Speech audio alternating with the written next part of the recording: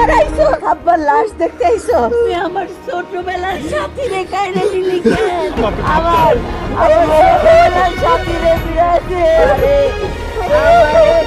নামাজে অংশগ্রহণ করে দুজাহানের অশেষ নেকি হাসিল করো। এটা আপনি কি শাস্তি দিলেন আব্বা?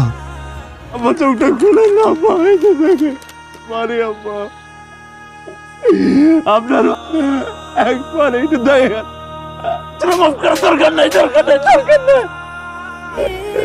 এত করতে দিয়েছি আবার আমি ফাহাদ আহমেদ, মরহুম গুলজার আহমেদের প্রথম সন্তান।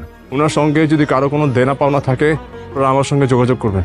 আমি আপনাদের দেনা পাওনা পরিশোধ করে দেওয়ার ব্যবস্থা করবেন ইনশাআল্লাহ।